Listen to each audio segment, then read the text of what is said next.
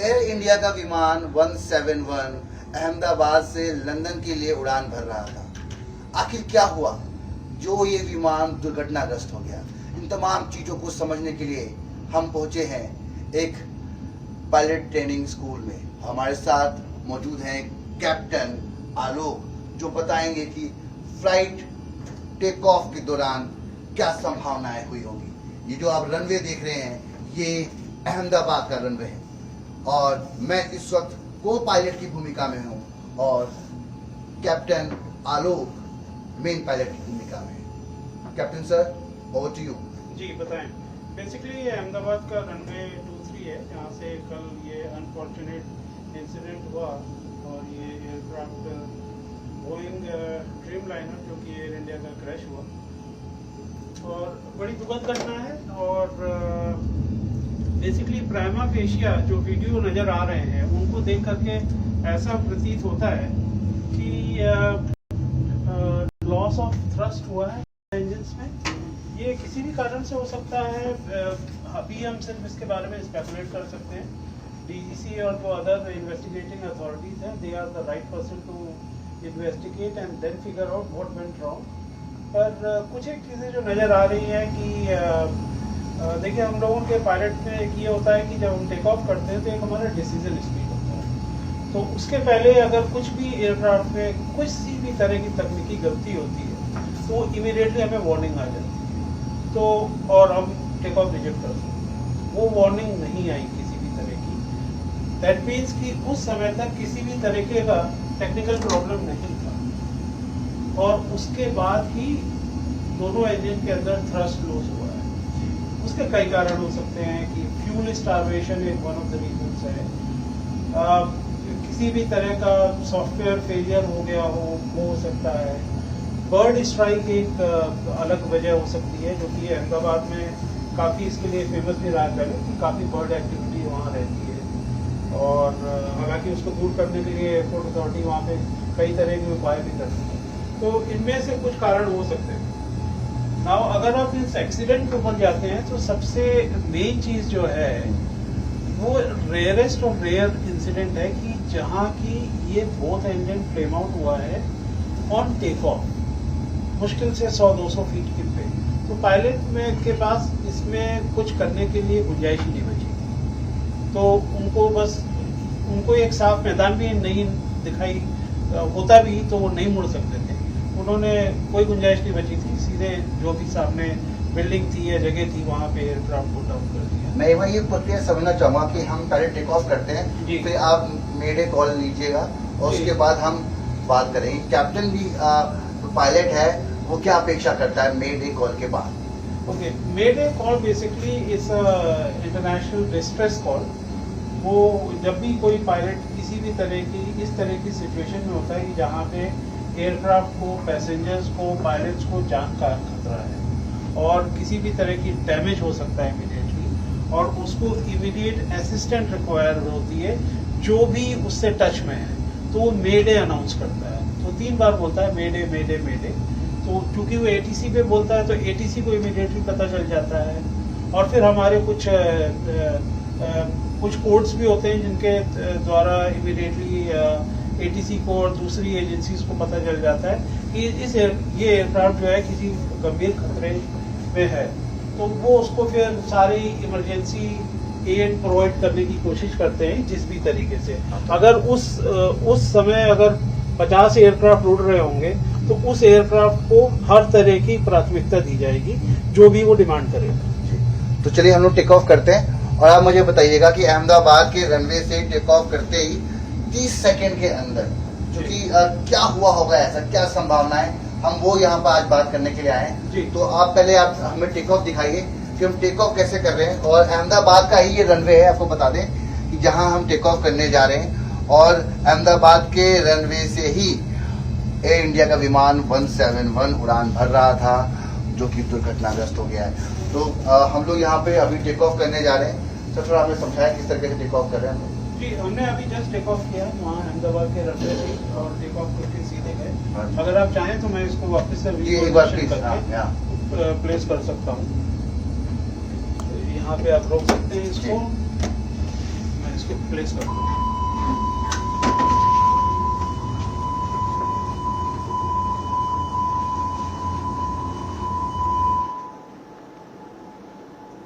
तो हम लोग टेक ऑफ करने जा रहे हैं और आप देखिए कि रनवे तैयार है।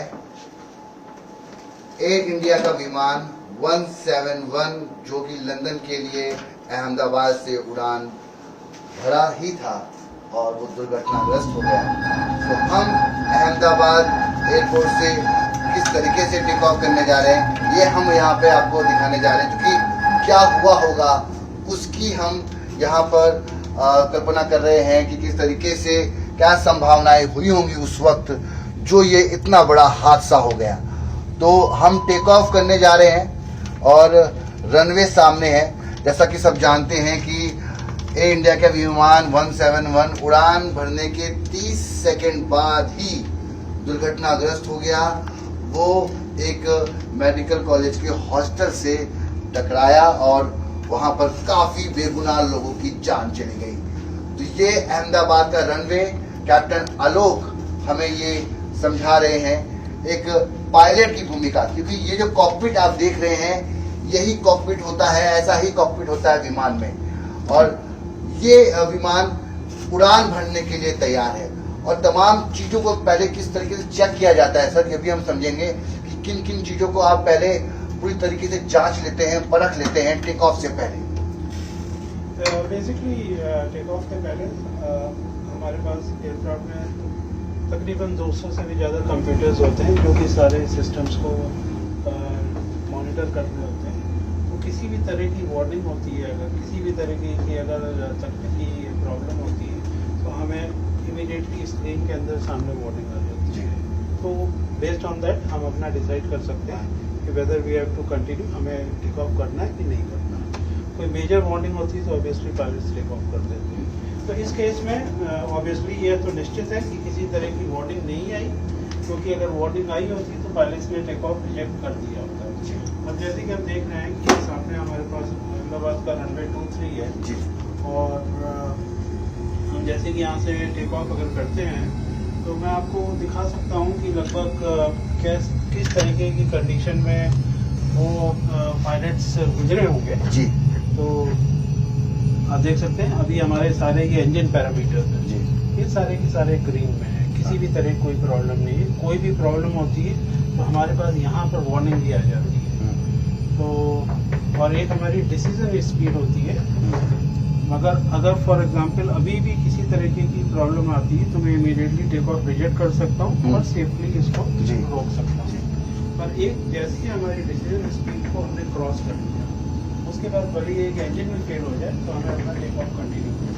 फॉर एग्जांपल अब हम अपने डिसीजन स्पीड पे पहुंच गए, अब हमने इसको यहाँ टेक ऑफ कर दिया, टेक ऑफ हो रहा है जी। अब फॉर एग्जांपल अगर हमारे इस वक्त दोनों के दोनों इंजन फेल हो जाते हैं, जैसा कि अभी मैं सिमुलेट करके दिखा रहा हूँ, दोनों इंजन फेल। आप देख सकते हैं सारी वार्निंग्स आ रही हैं। अब हम एयरक्राफ्ट को पिचअप कर रहे हैं लेकिन कुछ नहीं हो रहा, बल्कि हमारी एयरस्पीड ड्रॉप हो रही है। अब आप देखेंगे कि हमारा एयरक्राफ्ट एल्टीट्यूड लूज करना शुरू कर दिया। आप बाहर देख सकते हैं कि ये हम लोग डाउन जा रहे हैं, कि एयरक्राफ्ट डिसेंड हो रहा है, साथ में ये वार्निंग भी आ रही है। मेडे बोलेगा और इस वक्त पायलट ने अनाउंस किया मेडे मेडे मेडे, और इससे ज्यादा वो कुछ कर नहीं पाए और ये एयरक्राफ्ट जाके बिल्डिंग में क्रैश हो गया। तो इस तरह का कुछ सिनेरियो मोस्ट प्रोबेबली हुआ है कल की फ्लाइट में, जिसमें कि आप खुद देख सकते हैं कि पायलट के पास कुछ करने के लिए था ही नहीं, क्योंकि ये रेयरेस्ट ऑफ रेयर इंसिडेंट्स है। क्या कारण है, क्या तकनीकी कारण है, इसके बारे में हम सिर्फ स्पेकुलेट कर सकते हैं। असली वजह तो जब हमारे ब्लैक बॉक्सेस मिलेंगे, हमारी इन्वेस्टिगेटिंग एजेंसी सारा करेंगी, उसका विश्लेषण करेंगी, फिर किसी नतीजे पर पहुंचेंगे कि क्या एक्चुअल प्रॉब्लम है। ये दोनों इंजन जैसा बताया आपने, इंजन 1 और इंजन 2 दोनों फेल हो गए जी। तो ये कितनी केसेस में ऐसी संभावना है कि ये दोनों रेयरेस्ट इंजन ऑफ रेयर है और ऐसा नहीं कि ऐसे इंसिडेंसेस नहीं हुए हैं। अगर आपको ध्यान हो तो न्यूयॉर्क में जो मिस्टर सली का जो एयरक्राफ्ट यूनाइटेड एयरलाइंस का जो क्रैश हुआ था हडसन पे, जो उन्होंने रिवर पे डाला था, वो भी इमीडिएटली टेक ऑफ होने के बाद गीज का एक फ्लॉक आया था जो कि दोनों इंजनों में गया, जिससे कि दोनों इंजन उनके चले गए थे। लेकिन उनके पास एक एडवांटेज था, वो काफी हाइट तक जा चुके थे, तो उनके पास इतना समय था कि वो टर्न अराउंड करके उन्होंने देखा कि एक हडसन रिवर उनका ऑप्शन है जहाँ पे एयरक्राफ्ट को सेफली लैंड कर सकते हैं। पर इस केस में आप देखें तो हमारे पायलट के पास ऑप्शन ही नहीं था। जैसा कि मैंने आपको करके दिखाया है कि हमने टेक ऑफ किया, इमीडिएटली इंजन फेल हुआ, वार्निंग मिला, सिर्फ मुश्किल से कुछ समय ही नहीं मिला ना पायलट्स को, ना पैसेंजर्स को, ना किसी और को कि कुछ कर सके। इस विमान की बात करें तो इसके बारे में भी कई बातें हो रही है कि बोइंग 787 कभी आज से पहले दुर्घटनाग्रस्त नहीं हुआ था, तो इसे आप किस तरीके से देख रहे हैं? ये विमान, क्या इस तरीके की घटनाएं पहले भी ऐसे होती आई हैं या इस विमान में, इस मॉडल में ऐसी समस्या हमने पहले भी देखी है?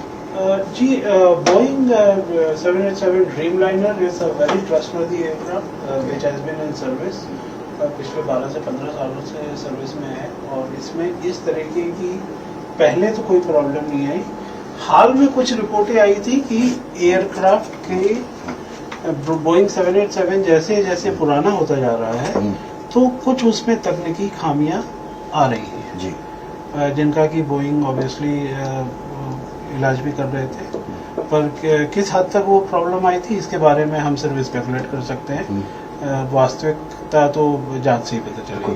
कुछ सवाल मेरे महत्वपूर्ण इसलिए हैं जो कि एयर इंडिया 171 क्या डबल इंजन फेलियर होने की वजह से दुर्घटनाग्रस्त हुआ, या फिर उसको थ्रस्ट नहीं मिला इसलिए दुर्घटनाग्रस्त हुआ, या जो टेक ऑफ की समय जो कहा जा रहा है कि जो स्पीड होनी चाहिए वो स्पीड नहीं थी? ओके, पहली बात तो अगर देखा जाए तो टेक ऑफ की स्पीड ना होने की वजह तो प्राथमिक तौर पर गलत लगती है, क्योंकि अगर एयरक्राफ्ट अपनी निर्धारित टेक ऑफ स्पीड पे नहीं पहुंचा होता तो पायलट टेक ऑफ ही नहीं करता। तो ऑब्वियसली जब एयरक्राफ्ट अपनी टेक ऑफ की स्पीड पे पहुंचा है तभी पायलट ने टेक ऑफ इनिशिएट किया, तो वो बात तो वहाँ पे गलत लगती है। हाँ, टेक ऑफ स्पीड में कुछ कैलकुलेशन गलत हो सकते हैं, थोड़ा सा वेट और बैलेंस का भी प्रॉब्लम हो सकता है। लगेज नहीं, लगेज का प्रॉब्लम नहीं होता है, सेंटर ऑफ ग्रेविटी का प्रॉब्लम हो सकता है, पर उसकी वजह से इतना लॉस ऑफ थ्रस्ट हो वो दूर की संभावना लगती है। तो प्राथमिक तौर पे तो यही लगता है कि डुअल इंजन लॉस हुआ है। अब उसके कुछ भी कारण हो सकते हैं, फ्यूल ना मिलना और या कोई और तकनीकी कारण या बर्ड स्ट्राइक होना, कुछ भी कारण हो सकते हैं, हम सिर्फ स्पेकुलेट कर सकते हैं जैसा कि मैंने आपको पहले ही बताया। जी, मैं आपसे एक चीज और समझना चाहूँगा कि जब मेडे कॉल किया गया तो कहा जा रहा कि उसको पायलट को रिवर्ट कॉल नहीं आई या कोई ऑर्डर नहीं आए, कोई मैसेज नहीं आया, ये इस संभावना में उसके पास क्या ऑप्शन था कि किसी जी, जैसा कि आप खुद देख सकते हैं, जैसे ही एयरक्राफ्ट पायलट ने मेडे कॉल किया उसके बाद तो इमीडिएटली क्रैश हो गया। तो एटीसी तो सिर्फ मेडे कॉल करके एटीसी को जैसी कॉल जाता है वो तुरंत इमीडिएटली रिस्पॉन्ड करते हैं कि आपकी क्या प्रॉब्लम है, हमें बताएं, हम आपकी किस तरीके से मदद कर सकते हैं। हमें पता है कि अगर हम गिर रहे हैं तो हम तो बेसिकली से गिरे ताकि कुछ लोगों की जान बच सके। पायलट ने क्या कोशिश की कि अपने आप को, यात्रियों को सेव करे, क्योंकि जिस तरीके से हम देख रहे हैं। जी, मैं उसके ऊपर बिल्कुल आऊँगा। एक हमारा प्रोसीजर होता है कि हम लोग जैसे ही टेक ऑफ करते हैं, हम लोगों का टेक ऑफ होते ही जैसे एयरक्राफ्ट जमीन छोड़ता है आसमान की तरफ, पॉजिटिव रेट ऑफ क्लाइंब होता है, तो हम लोग इमीडिएटली गियर अप कर देते हैं ताकि एयरक्राफ्ट ढंग से टेक ऑफ कर सके। इस केस में मैंने वीडियोस में देखा कि लैंडिंग गियर स्टिल डाउन है। वो मोस्ट प्रोबेबली रीजन है कि पायलट को टेक ऑफ होने के इमीडिएट के बाद अंदाजा हो गया था कि कुछ ना कुछ बड़ी तकनीकी खराबी है और ये एयरक्राफ्ट क्रैश होने जा रहा है। तो उन्होंने लैंडिंग गियर को जानबूझकर ऊपर नहीं किया ताकि क्रैश के समय लैंडिंग गियर कुछ इम्पैक्ट ले सके, जो कि हमारी नॉर्मल ट्रेनिंग के अंदर हमें सिखाया जाता है। स्पीड कम हो सके, थोड़ी स्पीड कम हो सके, और पहले लैंडिंग गियर अगर पहले जमीन से टकराता है तो थोड़ा सा इम्पैक्ट वो ले लेता है क्रैश होने का। तो इससे आपको एक अंदाजा लगाया जा सकता है कि पायलट को इमीडिएटली ये तो रियलाइज हो गया था, इसलिए उन्होंने लैंडिंग गियर ऊपर टेक किया था। क्या हम इस दुर्घटना को टेक्निकल एरर बोलें या फिर ह्यूमन एरर बोलें? ह्यूमन एरर भी हो सकती है, टेक्निकल एरर भी हो सकती है। हम इसके बारे में सिर्फ विचारानुमान कर सकते हैं, पर असली तो जांच के पश्चात ही पता चलेगा।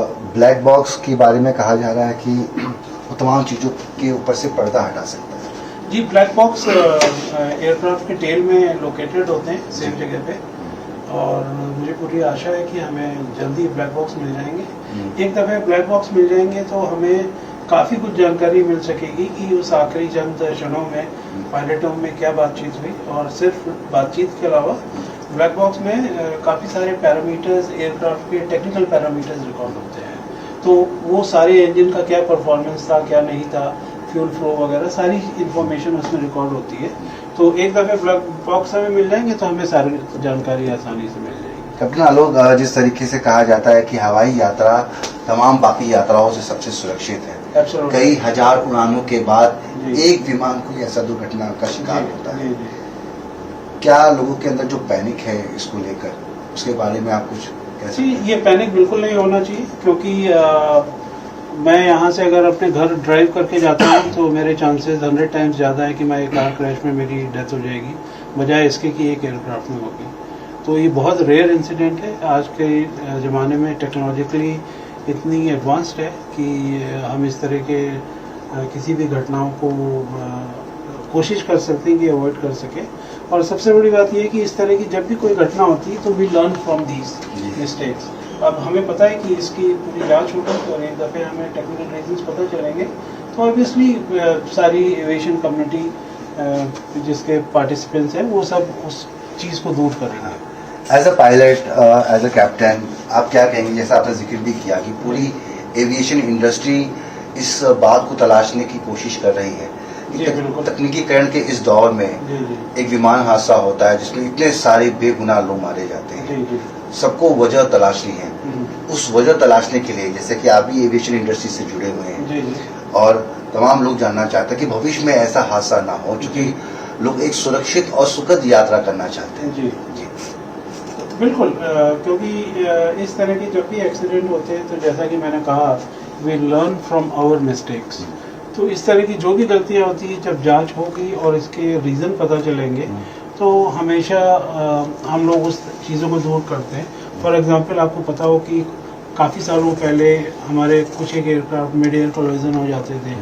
उस घटनाओं के बाद फिर हमने एयरक्राफ्ट में ऐसे सिस्टम्स लगाए कि अब एयरक्राफ्ट मिड एयर कोलिजन हो ही नहीं सकते, क्योंकि इस तरह के दोनों एयरक्राफ्टों में, सारे एयरक्राफ्टों में सिस्टम्स होते हैं। तो जब भी इस तरह की घटनाएं होती है तो हम उसका कुछ ना कुछ उपाय लेके आते हैं कि आगे से ये घटना रिपीट नहीं हो। तो ये उन एक घटनाओं में से लगती है कि जिसमें कि जांच के बाद पता चलेगा कि क्या प्रॉब्लम हुई थी, और फिर पर ये बड़ी अनफॉर्चुनेट दुर्घटना है। हमारे साथी पायलट्स, केबिन क्रू और सारे पैसेंजर्स ने अपनी जान खोई। देखा जाएगा कि क्या इसके लिए क्या किया जा सकता है कि इस तरह की घटनाएं ना हो। इस तरह की घटनाएं ना हो, और ब्लैक बॉक्स तमाम राज पर से पर्दा हटाएगा। मगर हमने इस एयर सिम्युलेटर के माध्यम से ये जानने की कोशिश करी कि क्या कुछ उस वक्त हुआ होगा। कैप्टन आलोक ने हमें तमाम चीज़ों के बारे में विस्तार से बताया कि उड़ान के समय जो पायलट हैं किन प्रोटोकॉल्स को फॉलो करते हैं और कैसे मेडे कॉल को देते हैं, और उस समय क्योंकि कैप्टन के पास जिम्मेदारी होती है तमाम यात्रियों की, मुसाफिरों की।